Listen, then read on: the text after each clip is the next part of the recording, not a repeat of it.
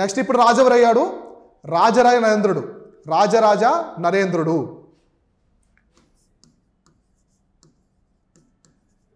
రాజరాజ నరేంద్రుడు. రాజరాజ నరేంద్రుడు ఎవరు? ఈ విమలాదిత్యుడికి కుందవకు పుట్టిన సంతానం. ఎవరెవరు? విమలాదిత్యుడు. తూర్పు చాళుక్య రాయటువంటి విమలాదిత్యుడు, రాయరాజ చోళ కుమార్తె అయినటువంటి కుందవ. సో కుందవకు పుట్టిన సంతానమే ఈ రాజరాజ నరేంద్రుడు. అంటే ఇతనిలో తూర్పు చాళుక్యుల యొక్క బ్లడ్ ఉంది, చోళుల యొక్క బ్లడ్ ఉంది. ఎందుకంటే కుందవ ఎవరు? కుందవ రాయరాజ చోళ యొక్క కూతురు. రాయరాజ చోళకి ఒకటి రాజేంద్ర చోళుడు, కుందవ ఇద్దరు సంతానం. ఒకరెవరు? రాజేంద్ర చోళుడు, ఇంకొకరు వచ్చేసి కుందవ. వీళ్ళిద్దరు కూడా సిబ్లింగ్స్ అనమాట. ఇప్పుడు కుందవకి విమలాదిత్యుడికి పెళ్ళైంది కాబట్టి పుట్టిన సంతానం రాజరాజ నరేంద్రుడు. అయితే ఇతను Cholas help to extend empire. ఇక్కడ చోళులు వీళ్ళ యొక్క మదర్ తరపున ఉన్నారు కదా, మదర్ తరపున ఉండేవాళ్ళే చోళుడు. ఇప్పుడు చోళ సామ్రాజ్యాన్ని ఎవరు పరిపాలిస్తున్నారంటే రాజేంద్ర చోళుడు. రాజేంద్ర చోళుడు ఉంటాడు. రాజేంద్ర చోళుడు అంటే రాజేంద్ర చోళుడు, కుందవ వచ్చేసి సిబ్లింగ్స్ అనమాట. వీళ్ళిద్దరు కూడా రాజరాజ చోళ యొక్క సంతానం, సిబ్లింగ్స్. అర్థమైందా? సిబ్లింగ్స్. ఓకేనా? అంటే ఇప్పుడు రాజరాజ నరేంద్రుడి యొక్క మేనమామే ఈ రాజేంద్ర చోళుడు. అర్థమైంది కదా? రాజరాజ నరేంద్రుడి యొక్క మేనమామే రాజేంద్ర చోళుడు. ఇంతవరకు క్లియర్ కదా? సో కాబట్టి చోళులు రాజరాజ నరేంద్రుడికి రాజ్య విస్తరణలో హెల్ప్ చేస్తారు. అతను ఏదైనా యుద్ధం చేసినా, రాజ్యాన్ని విస్తరణ చేసుకోవాలన్నా చోళుల యొక్క ఆర్మీ వచ్చేది అనమాట. చోళుల యొక్క సైన్యం వచ్చి అతనికి సహాయం చేసేవాళ్ళు. So married daughter of the Rajendra Chola. ఇతను కూడా రాజరాజ నరేంద్రుడు కూడా తన మేనమామ ఎవరు? రాజేంద్ర చోళుడు. ఈమె యొక్క కూతుర్నే పెళ్లి చేసుకుంటాడు. ఆమె ఎవరంటే అమ్మాంగాదేవి. అమ్మాంగాదేవిని సో ఇయర్లో 1022 CEలో పెళ్లి చేసుకుంటాడు. అంటే కుందవ యొక్క కొడుకు, కుందవ యొక్క అన్న రాజేంద్ర చోళుడు యొక్క కూతుర్నే పెళ్లి చేసుకున్నాడు. అంటే వాళ్ళ మేనమామ కూతుర్నే పెళ్లి చేసుకున్నాడు అమ్మాంగదేవిని. ఎవరు? రాజరాజ నరేంద్రుడు. So married princess of the Kalyani Chalukyas Mayavati. మళ్ళీ ఇంకొక ఆమె కూడా పెళ్లి చేసుకుంటాడు రాజరాజ నరేంద్రుడు. ఆమె మాయావతి. సో మాయావతి ఎవరంటే కళ్యాణి చాళుక్యుల. సో కళ్యాణి చాళుక్యుల యువరాణి. సో కళ్యాణి చాళుక్యుల యువరాణి అయినటువంటి మాయావతిని కూడా పెళ్లి చేసుకున్నాడు. ఎవరు? రాజరాజ నరేంద్రుడు. ఒకటి రాజేంద్ర చోళుడి యొక్క కుమార్తె అమ్మాంగదేవిని పెళ్లి చేసుకున్నాడు. కళ్యాణి చాళుక్యుల యొక్క యువరాణి అయినటువంటి మాయావతిని కూడా పెళ్లి చేసుకున్నాడు. అంటే చోళ యువరాణిని, కళ్యాణి చాళుక్యుల యువరాణిని ఇద్దరు కూడా పెళ్లి చేసుకున్నాడు. సో ఇతను ఒక టైటిల్ ఉంటుంది, కావ్యగీతి ప్రియ. కాబట్టి ఇతను ఒక బిరుదు ఏంటంటే కావ్యగీతి ప్రియ. ఎవరి బిరుదు ఇది? రాజరాజ నరేంద్రుడి యొక్క బిరుదు అనమాట. రాజరాజ నరేంద్రుడి యొక్క బిరుదే ఈ కావ్యగీతి ప్రియ. అయితే రాజరాజ నరేంద్రుడు ఏం చేస్తాడంటే రాజమండ్రిని చాలా పెద్ద మొత్తంలో డెవలప్ చేశాడు. అప్పట్లో రాజమండ్రి కాదు, రాజమహేంద్రవరం అని చెప్పేసి పిలిచేవాళ్ళు. అనమాట. కాబట్టి రాజమహేంద్రవరంని చాలా పెద్దగా డెవలప్ చేశారు. రాజమండ్రిని చేయడమే కాకుండా అక్కడ ఒక దేవాలయాన్ని కూడా నిర్మించాడు. నిర్మించడం జరిగింది. ఇతను ఒక ఆస్థాన కవి ఎవరంటే నన్నయ్య. సో తెలుగు భాష ఆదికవి అంటాం కదా. సో ఆదికవి నన్నయ్య ఎవరి యొక్క ఆస్థాన కవి అంటే రాజరాజ నరేంద్రుడి యొక్క ఆస్థాన కవి. గుర్తుపెట్టుకోండి, రాజరాజ నరేంద్రుడి యొక్క ఆస్థాన కవే నన్నయ్య అనమాట. మనం ఆదికవి అని పిలుచుకుంటాం. మన తెలుగు భాషని బాగా డెవలప్ చేసినటువంటి కవి ఆయన అనమాట నన్నయ్య. ఎవరి యొక్క ఆస్థాన కవి అంటే రాజరాజ నరేంద్రుడి యొక్క ఆస్థాన కవి. ఇంతవరకు అర్థమైంది కదా క్లియర్గా? So next defeated by the Vijayaditya. So ఈయన యొక్క సవతి కొడుకు ఉన్నాడు కదా, అంతే ఇంకొక రాజు ఉంది కదా, అంటే ఇతని యొక్క హాఫ్ బ్రదరు, రాజరాజ నరేంద్ర యొక్క హాఫ్ బ్రదరు, తన పిన్ని కొడుకు ఉన్నాడు కదా, మేలమ్మ కొడుకు, అతనే 7వ విజయాదిత్యుడు. ఇందా మనం చెప్పుకున్నాం కదా, ఇతని యొక్క సవతి సోదరుడు, హాఫ్ బ్రదర్ అనమాట. ఈ యొక్క 7వ విజయాదిత్యుడు యుద్ధం చేస్తాడు. యుద్ధం చేసి ఎవరి సహాయంతో? పశ్చిమ చాళుక్యుల రాజు. సో పశ్చిమ చాళుక్యుల రాజు అయినటువంటి ఎవరంటే జయసింహ అనమాట. పశ్చిమ చాళుక్యుల రాజు అయినటువంటి జయసింహ సహాయంతో సో రాజరాజ నరేంద్రుడిని ఓడించాడు. అయితే ఈ విషయం చోళులకు తెలుస్తుంది. రాజరాజ నరేంద్రుడు ఎవరు? రాజేంద్ర చోళుడి యొక్క అల్లుడు కదా.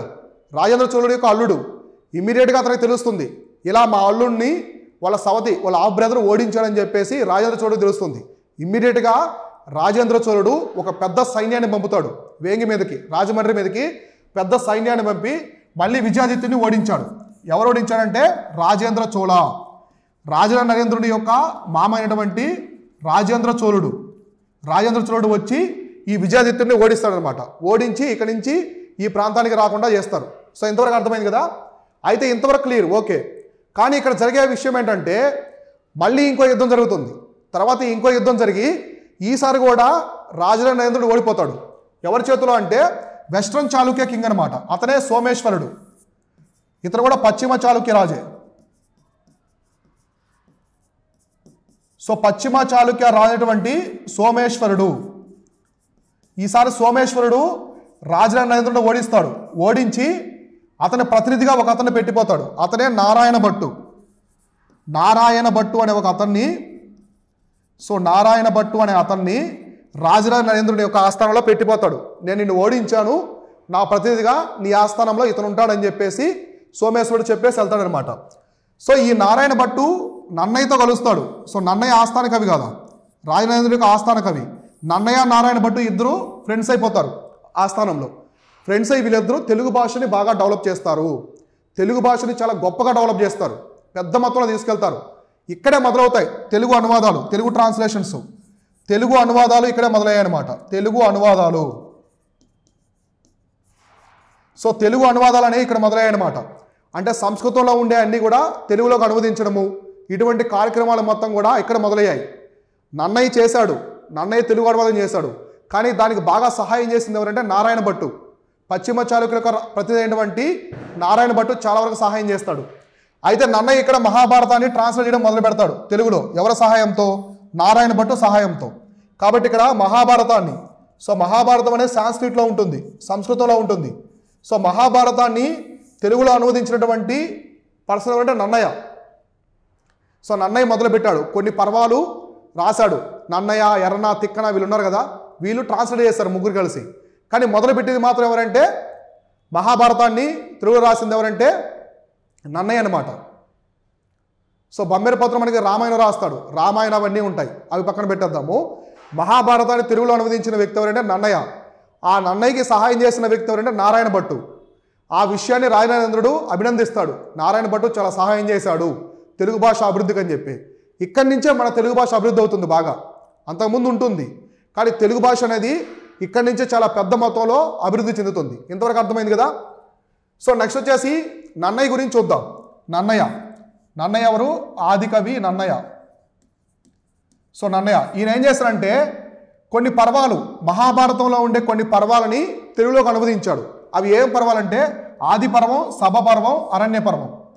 ఆది పర్వం, సో ఆది పర్వము, సభా పర్వము, అరణ్య పర్వం. సో అరణ్య పర్వాలు, ఈ పర్వాలు మొత్తాన్ని కూడా తెలుగులోకి అనువదించాడు, తెలుగు భాషలోకి అనువదించాడు. ఇవన్నీ ఏంటి? మహాభారతం సంస్కృతంలో ఉండే మహాభారతంలోని ఆది, సభ, అరణ్య పర్వాలని ఆయన తెలుగులోకి అనువదించాడు అనమాట. అలానే ఆది Mahabharata was the first work in Telugu. So Mahabharatam అది ఫస్ట్ వర్క్ అనమాట. అంటే తెలుగులోకి అనువదించిన, తెలుగు భాషలోకి అనువదించినటువంటి మొట్టమొదటి గ్రంథం, ఫస్ట్ గ్రంథం ఏదైనా ఉందా అంటే అది ఇదే అనమాట, మహాభారతమే. అందుకే ఆది మహాభారతం అంటాం. తెలుగులో అనువదించిన మొట్టమొదటి గ్రంథం ఏదైనా ఉందా అంటే అది మహాభారతం. అందుకే వీరికి చాలా బిరుదులు ఉంటాయి. సో బిరుదులు, ఆదికవి నన్నయ్యకి చాలా బిరుదులు ఉంటాయి. ఇక్కడ మనకి కనిపించే వ్యక్తే నన్నయ్య అనమాట. ఆ బిరుదులు ఏంటంటే ఒకటి వచ్చేసి ఆదికవి. సో కాబట్టి నన్నయ్యకు ఉన్నటువంటి చాలా బిరుదులు ఉంటాయి నన్నయ్యకి. సో ఆ బిరుదుల్లో ప్రధానమైనది ఆదికవి. నెక్స్ట్ వచ్చేసి విద్యాద్వైత అనే బిరుదు ఉంటుంది. నెక్స్ట్ వాగను శాసన. నెక్స్ట్ వచ్చేసి శబ్ద శాసన. సో ఇవన్నీ కూడా నన్నయ్య యొక్క బిరుదులు అనమాట. ఆదికవి నన్నయ్య యొక్క బిరుదులు. ఒకటి ఆదికవి, విద్యాద్వైత, నెక్స్ట్ వచ్చేసి వాగన శాసన, నెక్స్ట్ వచ్చేసి శబ్ద శాసన. ఇవన్నీ కూడా ఆయన యొక్క బిరుదులు అనమాట, నన్నయ్య యొక్క బిరుదులు. సో నన్నయ్య మొట్టమొదటిసారి తెలుగు ట్రాన్స్లేషన్ అనేది మొదలుపెట్టాడు. మన మొత్తం ఆంధ్ర చరిత్రలో తెలుగు భాషని మొట్టమొదటిసారి అనువదించింది ఎవరంటే, అంటే సాంస్క్రిట్ నుంచి తెలుగులోకి అనువాదాలు తీసుకొచ్చింది నన్నయ్య. అందుకే ఆదికవి అంటాం. అయితే ఈయన కొన్ని సంస్కృత గ్రంథాలు కూడా రాశాడు. తెలుగు అనువాదమే కాకుండా సంస్కృత గ్రంథాలు కూడా రాశాడు. ఆ సంస్కృత గ్రంథాలు ఏంటంటే ఆంధ్ర శబ్ద చింతామణి, ఆంధ్ర శబ్ద చింతామణి. సో ఆంధ్ర శబ్ద చింతామణి అనేది ఏంటంటే తెలుగులో అనువదించాడు అనమాట. సంస్కృత గ్రంథం. నన్నయ్య రాసినటువంటి సంస్కృత గ్రంథమే ఈ ఆదికవి ఆంధ్ర శబ్ద చింతామణి. తెలుగు వర్క్స్ ఈయన తెలుగులో కూడా రాశాడు. తెలుగు గ్రంథాలు నన్నయ్య రాసినటువంటి తెలుగు గ్రంథాలు. నన్నయ్య రాసినటువంటి సంస్కృత గ్రంథం ఏంటి? ఆంధ్ర శబ్ద చింతామణి. కన్ఫ్యూజ్ అవ్వద్దు, ఆంధ్ర ఉందని చెప్పి తెలుగు అనుకోవద్దు, అది సంస్కృతం. తెలుగులో ఏమైనా రాస్తారంటే ఇంద్ర విజయం. తెలుగులో నన్నయ్య రాసినటువంటి గ్రంథాలు వచ్చేసి ఇంద్ర విజయం, ఇంద్ర విజయం ఒకటి. నెక్స్ట్ చాముండిక, చాముండిక విలాసం, చాముండిక విలాసం. ఈ 2 గ్రంథాలు రాశాడు నన్నయ్య. ఏమేమి రాశాడు? ఇంద్ర విజయము, చాముండిక విలాసం అని 2 తెలుగు గ్రంథాలు కూడా రాశాడు. సంస్కృత గ్రంథం వచ్చేసి ఆంధ్ర శబ్ద చింతామణి, ఆంధ్ర శబ్ద చింతామణి అని రాశాడు. అర్థమైందా? ఇవి బిరుదులు ఆయనకి సంబంధించి. అయితే నన్నయ్య ఏం చేస్తారంటే, ఇక్కడ రాజనారాయణ నరేంద్రుడు కదా, ఇతను ఏం చేస్తారంటే Nandampudi village to Narayana Bhattu and the Navakhandavada village to Pavuluri Mallanna.